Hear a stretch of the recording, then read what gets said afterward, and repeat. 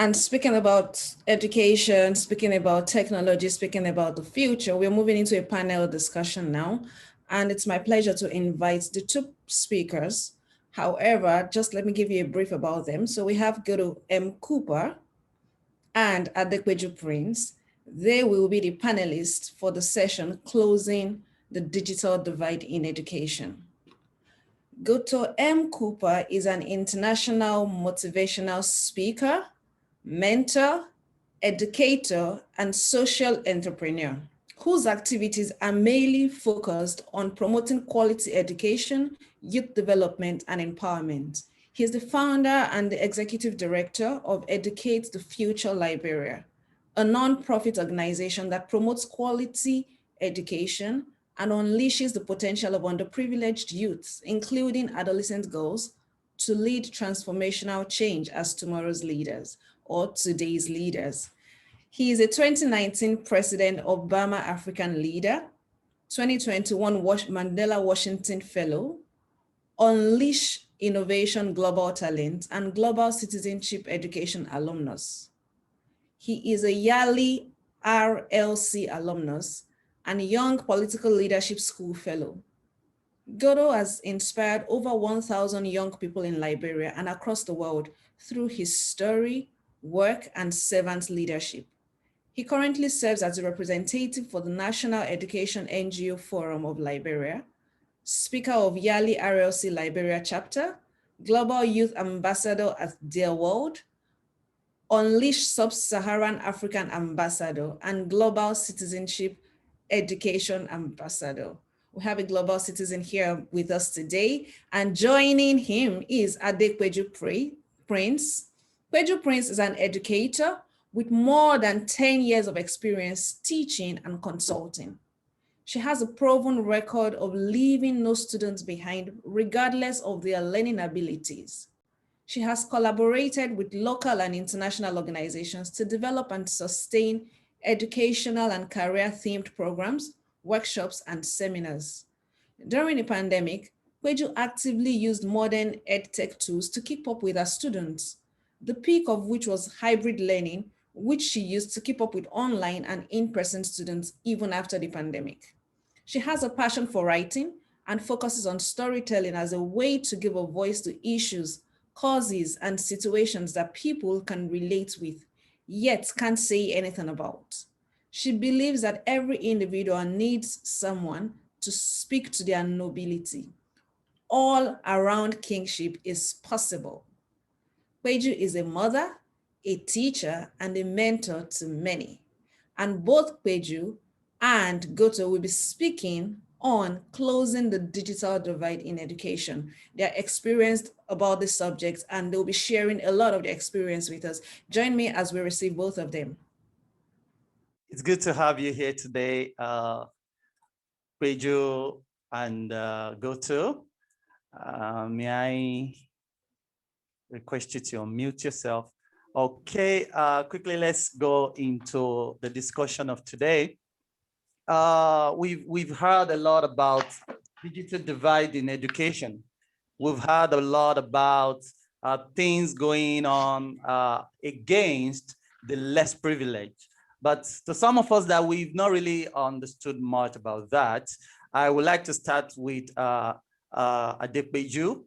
Can you please quickly share with us what you understand or what is meant to be the word, I mean, the phrase digital divide? What is it all about in education? Okay, so good afternoon. It's afternoon in Nigeria. I'm beaming from Nigeria for now. So I'm glad to be here. Thank you, Stephen, for having me, and thanks to Rosario and those who have spoken before. Anastasia really covered what it actually means to be a teacher. Everything I could literally relate to what she was saying. So, and my fellow panelist, Mr. Goto M. Cooper, nice to meet you. So digital divide, basically, I'm not going to use like too much grammar. I'm going to try to simplify it, is the discrepancy, like a huge difference between what is expected of us educational technology wise and what is available based on your personality, your location, and resources and what's available to you in terms of resources. For example, for now, I teach in Africa. And when Rosario was talking, I was just like, are you sure we're in the same content world? She's like light years ahead of what's available to me, you understand? Even though relating to people like Stephen all the time makes it easy for me to understand what she's saying, because I don't just live myself. I'm very internet compliant. So in simple English, digital divide in education is basically the discrepancy in the use of technology in education, especially earlier to secondary school, based on the person using it, the resources available, and the location of the person, teacher and students inclusive. Yeah. Thank you so much, Adepeju. May I ask this from Goto? Adepeju has spoken about Nigerian situation. I know you are connecting from Liberia. Do you have similar experience? Is it the same? Digital divide, the mini Adepeju give from Nigeria, is it similar to the mini you have in Liberia based on experience now, or you have something different entirely? All right, thank you, Stephen, for the opportunity to be at the summit, and thanks to all of the speakers and the panelists and those joining. Good to see you again, Alexandra, and good to be on the same platform with Adepeju Prince. Wonderful experience for Nigeria. So in Liberia, digital divide is quite more different. Nigeria experience quite different from that of Liberia's experience. In Liberia, we look at the problem that affect digital divide, and that comes from all walks of life. One thing that happened is the access to high-speed internet. You see, we define digital device in a way like as you have access to high-speed internet, but in Liberia, it's not as it is, right? And then access to reliable devices. And so a lot of people see digital device to have access to reliable devices, but not everyone has access to reliable devices, and not everyone has access to high-speed internet. Even data cost is pretty much high. So digital device in Liberia is quite more different on experience than that of Nigeria. Thank you so much. Okay, may I go back to you now, Goto? Can you cite the example of how particular it is that it's so different from what we are getting in Nigeria? How are the children or students in Liberia experiencing digital divide in general? So a few examples will be like digital device. You talk about telephone, right? You talk about the personal computer. You talk about the internet, and you also talk about that of television. But we have a very high illiteracy rate in Liberia, and not many people can afford the digital devices. So as the result, you find a home where a lot of people have access to digital device. They become almost like the richest in their community, and everyone wants to be around. So there are a couple of homes or community dwellers that cannot afford a digital device, like even a cell phone, maybe the cheapest of $10 US. So it makes it quite more different, and you should have access to these things if you want to get information disseminated, if you want to learn more. So it should be accessible, but it is not accessible. I don't know much about Nigeria on accessibility, but in Liberia it's quite different. And those examples that I just listed, there are few people can afford it, and it should be something that everyone should afford, but not everyone can afford solid. Thank you so much, Goto. I just want to ask, now that we've talked about what digital divide in education is and some of the possible causes, do you want to shed some light on the effects of the digital divide in education in 21st century? Probably not just telling us about the effects, but also letting us know how we can mitigate some of these effects, because some of the factors you mentioned are not, they are micro factors that cannot be demystified in one day. But if we're going to take our students from point A to the future, which is already here, how do we mitigate these effects? So we're looking at the effects and also how to address, how to somehow reduce the possibility of going back when the entire world is going light years ahead, in your words, Adepeju. Mm-hmm. Okay, thank you so much. Now, let's just say that I'm going to be using the African situation in general, based on my own experience and networking, as it were. Now, the thing is, to a large extent, the average Nigerian or the average West African, to a large extent, can afford a smartphone. This is because I understand that the quality of some phones that are not allowed in some countries are allowed here. Okay, and that is what helped us in the pandemic. So now I'm going to start with the effect. The effect of this digital divide is already manifesting. It's not even something that I can, it's quite glaring. As a matter of fact, if you're listening to me and your network is freezing, I'm double sure you're in Africa. I'm double sure you're on a 3G network, or something is wrong with the cell phone. As a matter of fact, when people invite me for things like this, the first thing I do is ensure that my internet system is working. The first thing I do is ensure that my Wi-Fi is well charged. As I'm talking to you, there's no power supply.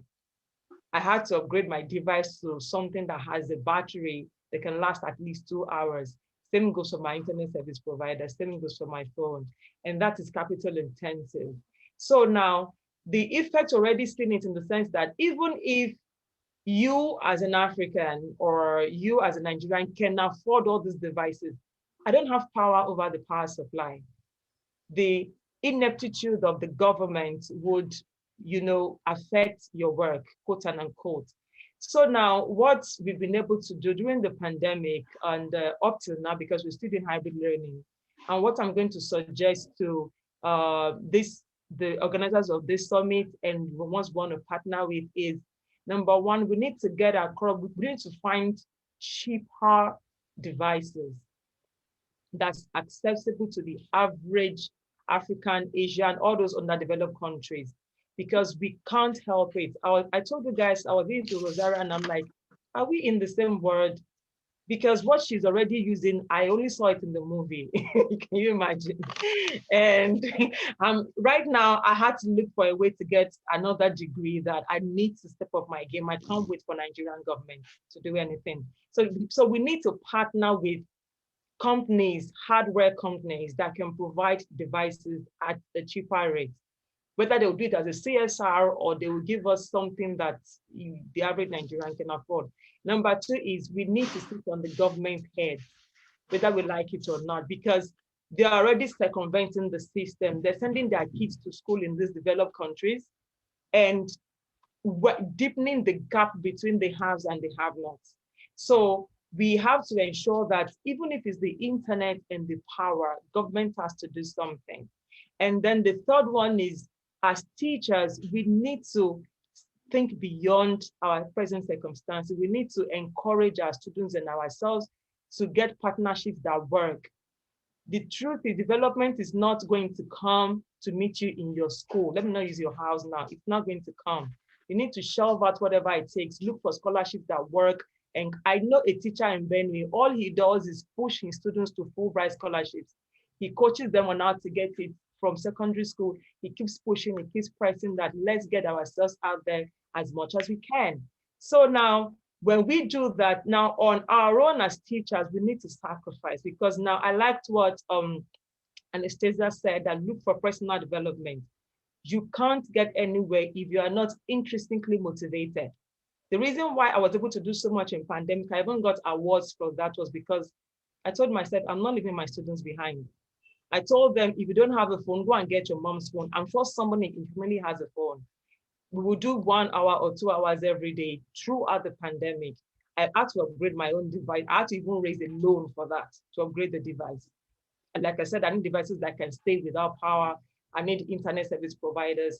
So to just summarize everything I'm saying is, the world is already light years ahead of Africa. Sorry, it's already ahead. So what we can do, those of us who are agitated, we can force these partnerships. It can happen. We have foundations that are ready to partner if you are sincere enough, because we have unsincere people. They give you visa, just disappear into another man's country. They give you money, you get a chieftaincy title. No, if we can get very, very sincere people, we can push this on a micro level and keep pushing. And lastly, on the internet issue, there's something some schools did in Nigeria, and actually someone I was researching for this topic. There's something they call micro clouds. rather than all of us be on the internet at the same time and it's slow and we can download, we can move, we can get all these resources, the ebooks, the videos, the teachings on a micro cloud and localize it. So that way, whether there's internet or not, your students can access whatever it is you have to offer. So that's it for now. Thank you. Thank you so much, Adepeju. That was a very passionate response. And thank you for being as real as possible with us, bringing actual scenarios of what the digital divide is like in Africa or specifically in Nigeria. Goto, before I present you with the next question, is there something you want to say about what Adepeju just discussed? I think she gave some real-time information that's happening in Africa. Yes, I like the fact that young people need to step out of their comfort zone and try to look for capacity building opportunity, because the thing is, if you want to reach to the sky and you only your eye can get there and not your feet, so you need to start preparing your roadmap in order to get your eye moving. At every step you take, your eye go further beyond. So you have to put the energy, you have to put the perseverance, you got to embrace failure. And I like exactly what you said. It's time for African youth to wake up and start to look for what is possible and not what is impossible. And that comes with digital technology, because the world is shifting. COVID has taught a lot of lessons. And I like the point. I look forward to my question. Thank you so much. Also very related, but I'm bringing this to what every teacher here, every parent here experienced during the pandemic. You know, why the advanced world in 2020, when the pandemic started, why the advanced world just migrated to online learning, like they've been waiting for these, even though it came with other challenges, among other things.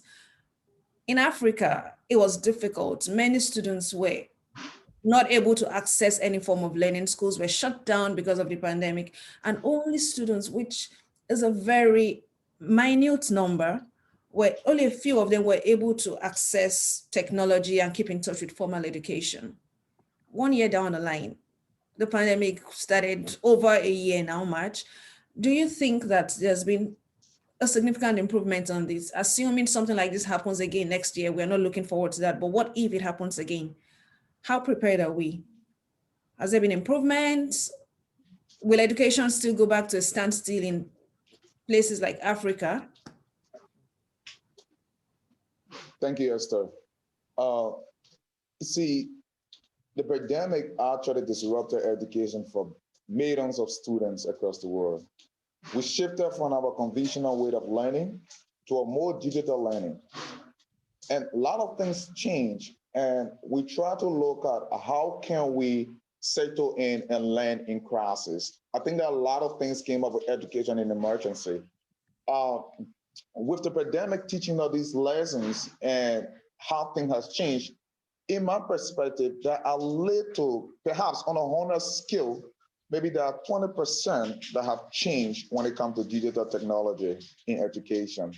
For Liberia perspective, like I shared earlier, that a lot of young people in Liberia during the time of the pandemic, we had a 4-month lockdown, and there was no conventional learning. Everything went online, including universities went online, and students were not learning. The government came up with something called learning by radio to continue learning while students were doing, while students are at home during the lockdown. But that was something very innovative, but it did not go as expected, because students, many of them, especially those in rural area or those in hard to reach area or poor connection area, were not able to listen to the radio. And there was no form of visual learning. Although you're in a classroom and mathematics is a tough subject and you're doing it online through radio, you're still not going to find an equation to a quadratic formula. It's quite difficult. And that shows, like, all right, if the pandemic, now things cease a little while, and we on a tailway of the pandemic, and we don't know when the world will go back to normal. But if the pandemic resurfaces and stay for a longer time, I think learning will definitely be disrupted for a longer period, because in Liberia, there's only 2% that have changed so far since the pandemic actually took place. And a lot of people, like I said, don't have access to the digital devices. And the students don't, even if those students have access, they don't have smartphone and they don't have digital knowledge. Like young Liberians don't have digital literacy to actually move online. The research skill is very low. So if we continue to do these things, I think the government need to step up at this time and try to create something of a formal classroom for students to understand digital technology. Because when the pandemic hit a fourth wave, which we're not praying for, a lot of students will still be disrupted. If they hit fifth wave or whatever wave it is, a lot of students will still be disrupted. Now universities are going online, but there is no communication. Internet data is very high and people cannot afford it. And the companies are now waiting to reduce the charges. That makes it more difficult for students. It makes education more unaffordable because you pay huge fees and come back to buy data on a higher cost and then internet try to trip, it becomes more different. So there are few changes, but a lot need to be done. And if the government in those African countries cannot step up to empower young people through digital literacy programs and also work along with companies to reduce the data cost and give students opportunity to smartphone and teach them how to use the smartphone and computer or PC, it becomes more difficult for students in the next few years if we still get the pandemic going forward. Thank you so much, Goto. I just want to follow up on that question. And we've been talking about access to equipment and other resources that can enable online learning, for instance, or try to bridge the gap in our education. But there's also a school of thought that believes that the digital divide is much more than an access issue and cannot be alleviated merely by providing the necessary equipment. What can you say about this? I think we have to go back and teach our young people how to use technology. If we can't do these things, it still become problem going forward. If you don't have knowledge in anything, if a capacity is not built, you cannot make a change when it comes to technology. And that's something that we need to take priority in. That's something we need to start with a lot of students. They are passionate, they want to learn. They're used to the conventional way of in-person learning. Now we go online and they don't have access to these things, but they don't know what to do, even if they have access. When we give them the formal training and build a capacity, I think they are waiting to drive social change.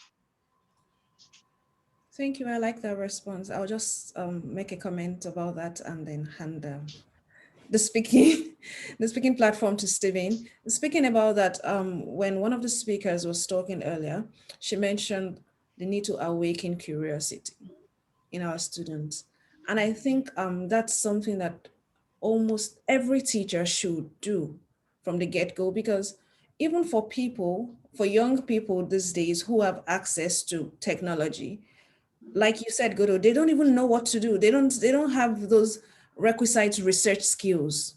They don't know how to source for the right information. They're spending their time on social media when that energy could be harnessed into something else.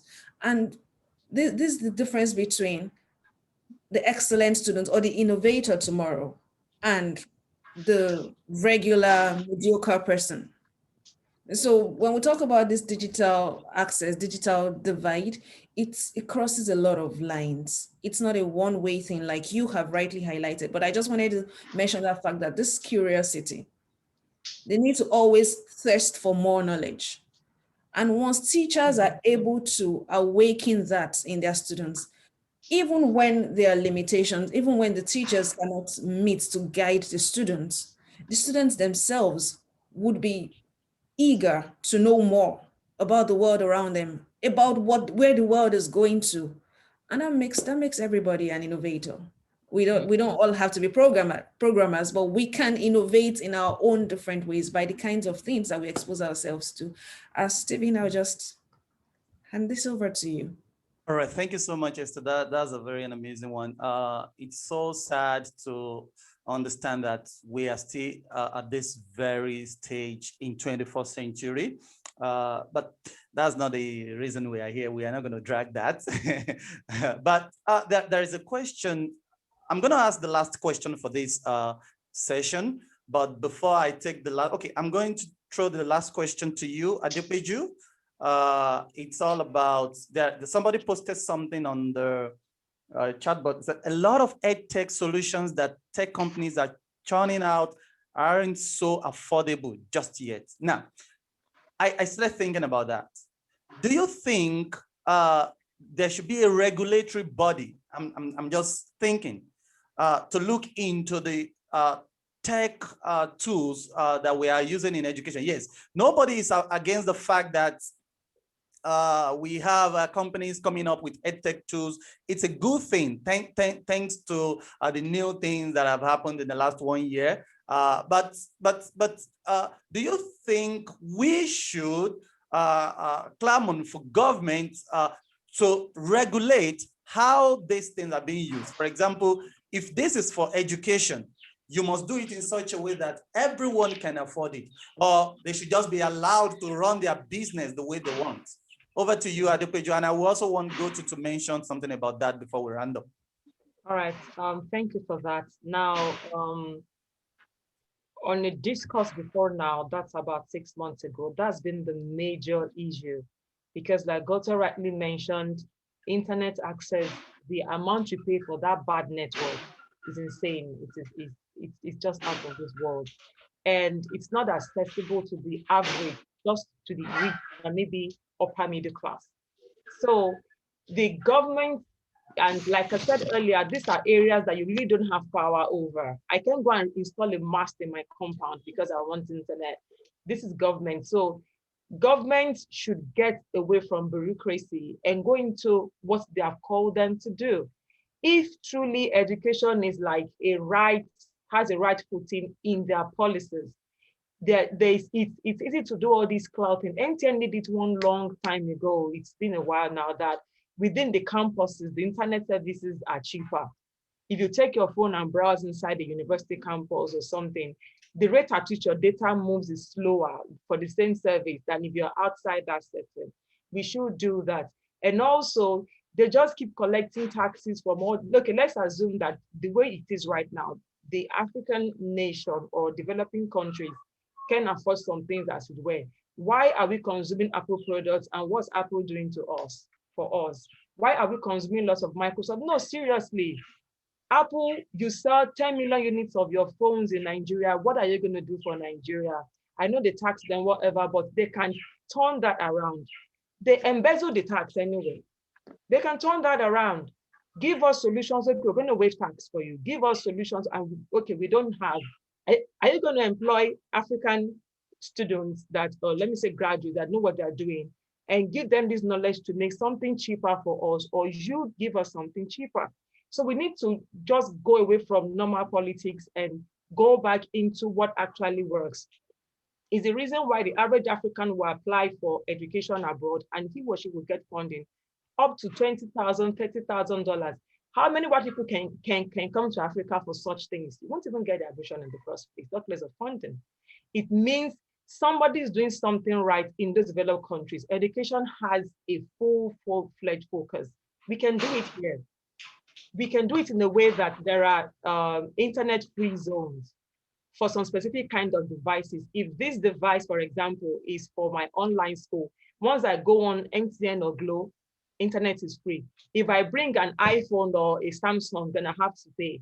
And there has to be a way to also ensure that they don't corrupt that process. Go and get a student phone and use it for your own business. These things are not set in stone, it's doable, and that's my own. So if we get that right, I mean, I just can foresee education Eurasia in Africa soon. Thank you so much. Sure. Goto, would you like to say something about that? Yes, I actually like one of the persons who wrote in the chat room talking about it's going to be difficult to regulate GSA companies. I'm not seeing the possibility right now very easily with government regulation on internet data cost. My point is so simple. The government is the government for the people, of the people, and by the people. The GSM companies are business people who come to solve problems and make profit. The government impose huge tariff on the business people that get them somehow ignored and scratch back at the government, which reflect to the citizen. In Liberia, we had something a couple of months ago called the 3-day free call. At that time, Liberians were enjoying the internet and the core hours that you go to bed with the phone in your ear and the person talking, they're just talking, but you don't have time. We were enjoying that.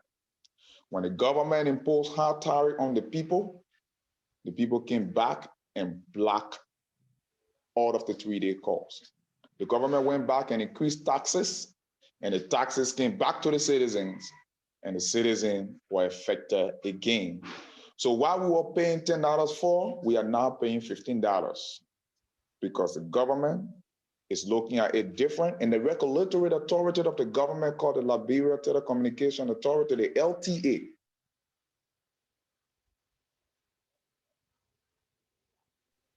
Oh my God. I think we lost. Is not in Garden or the government.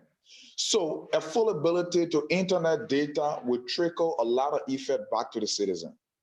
The best thing we can do is the government to sit on a round table and have a discussion that will influence the companies to bring back those things that will help the Liberians, especially the students, and promote education. If one sector of education have a lot of things to be done with digital technology, the health sector will cry. The engineering sector will cry. The agricultural sector will cry. All of the various sectors will cry. Only education getting this. The government need to do it across the entire country, and every sector have equal benefit. And that is something the government can do. And I believe all governments should start to think about that. Once that is minimized and the data is given or whatever information it is, people will not be afraid of taking risks online to get capacity development. Students will not be afraid to take 3-4 hours to learn. There are a lot of people, although not all, that are waiting to go extra mile in a capacity development online, but they don't have the access to digital technology and the high cost of internet.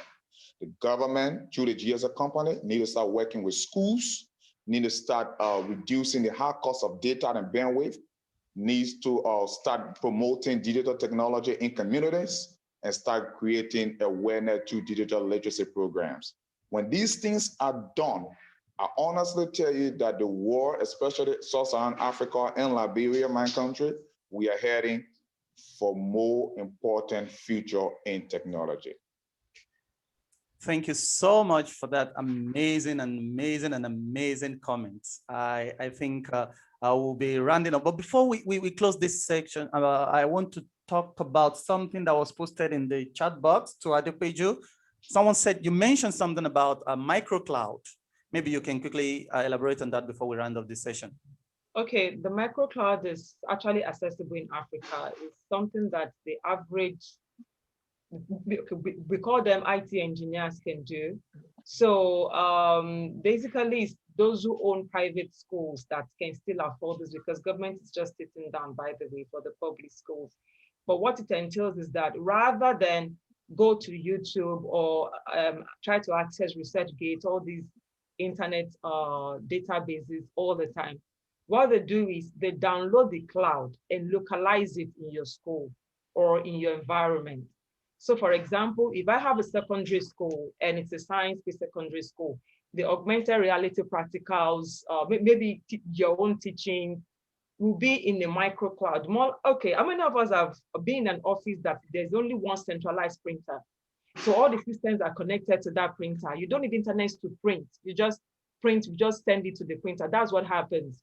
So once I'm in that environment and my system or phone is configured, I don't need an internet to access the information. Anything I want is in the micro cloud. While the micro cloud is suspended with an actual internet anyway. It's only if I need the new information, I have to use the internet. But once it's on that micro cloud, it's accessible to me without internet. So governments or developing countries and schools who can afford it can consider that. Once they buy it, they suspend it in them. That's what we use though. Thank you so much. Thank you so much. Thank you, Adepeju, for the insight. Thank you, Goto. I know you are supposed to be somewhere now. Thanks for making this time out to be here. It's so good to have you guys around today.